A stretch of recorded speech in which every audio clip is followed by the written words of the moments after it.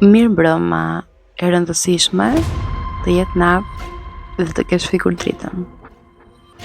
Sonte do të dëgjoni një histori për një familje që u zhvendos në një apartament të qetë në qytet. Por çdo natë dikush troket në derën e tyre. Në të njëjtën orë. Por kur ata hapin derën, askush nuk qëndron përtej saj. Qëndroni me mua. Historia ndodh në një pallat të vjetër në qendër të Durrësit, ndërtuar në vitet 70. Ajo ndërtesë kishte parë shumë familje të vinin e të iknin. Në verën e vitit 2018, një çift i ri, Enea dhe Bora, gjetën një apartament me qira në katin e 5, i lirë, i rinovuar me pamje nga deti. Por pronari kishte një kusht të pazakontë. Mos mbani dritën e korridorit ndezur pas orës 11 të natës. Bora qeshi dhe mendoi se ishte thjesht një tek e pronarit të moshuar. Por shumë shpejt ajo kuptoi pse. Nata e parë kaloi në qetësi. Por në të dytën, në orën 2:17 pas mesnate, dikush trokiti në derë. 3 goditje të ngadalta. Tok, tok, tok. Bora u ngrit. Pa nga dritarja e derës dhe nuk pas kënd. Mendoj se ishin fshqinjët e lartë që ngatroheshin. Por të nesërmen, pronari pallatit tha diçka që i ngriti gjakun.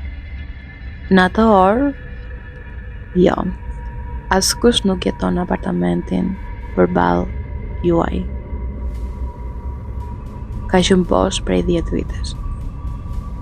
Fillimi i frikës. Netët kalonin dhe trokitjet vazhdonin, gjithmonë në orën 2:17.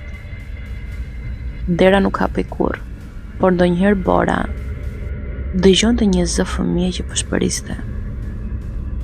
A mund të hy? Një natë, Enea vendosi të vendosë një kamër sigurie përballë derës. Në mëngjesin tjetër, kur pan videon, pamjet tregonin një hije të vogël që qëndronte para derës për disa sekonda.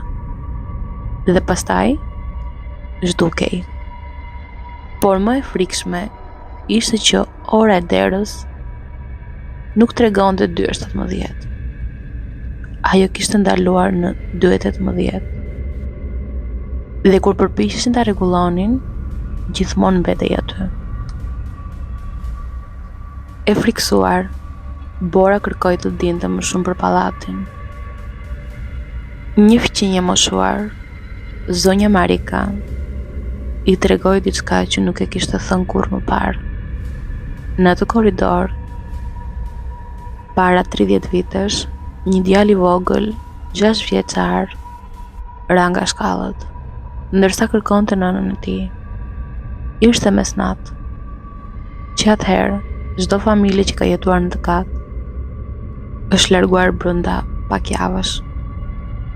Djalin e varrosin pranë detit, por thonë se ai kthehet çdo natë, duke kërkuar derën e shtëpisë së tij.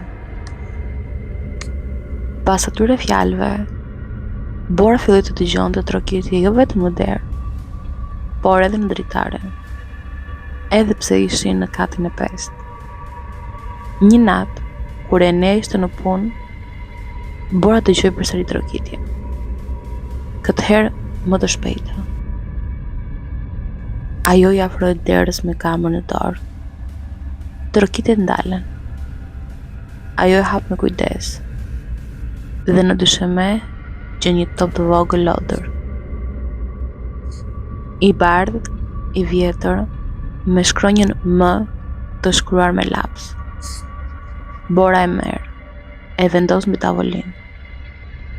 Por kur kthehet në mëngjes, topi nuk ishte më. Në vend të tij ishte një copë letër që thoshte: "Më ndihmo të gjej mamin." Të nesërmen, Ene dhe Bora vendosën të largohen. Por ndërsa po mblidhin gjërat, drishat filluan të ndizën të fiken vetë. Në pasqyrë, pa fytyrën e një fëmije që qëndronte pranë saj. Ajo bërtiti, dhe në atë moment, dera u përplas me forcë nga mbrapa. Dhe pse askush nuk ishte aty. Kamera e sigurisë regjistroi gjithçka.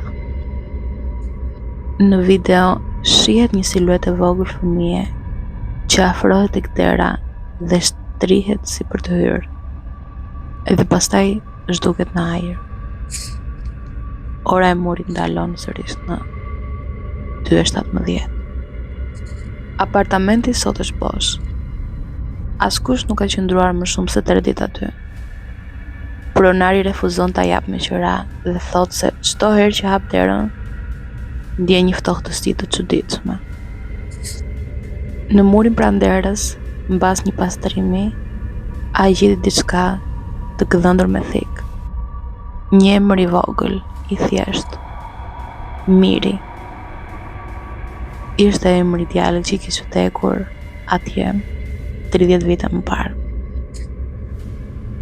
Disa thonë se zërat e fëmijëve janë të pafajshme, por në errësirë asgjë nuk është ashtu siç duket.